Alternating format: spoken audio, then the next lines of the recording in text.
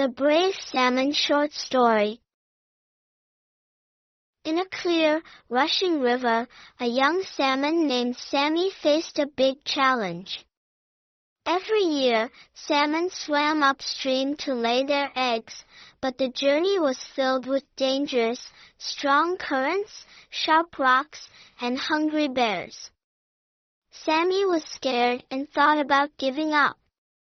But as he hesitated, an elder salmon said, "Bravery isn't about not being scared, it's about swimming forward despite the fear." Inspired, Sammy began his journey. He leapt over rocks, dodged predators, and fought the current. Finally, Sammy reached the calm waters where he could lay eggs, ensuring the next generation's survival.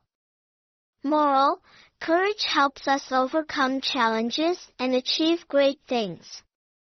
Thanks for watching.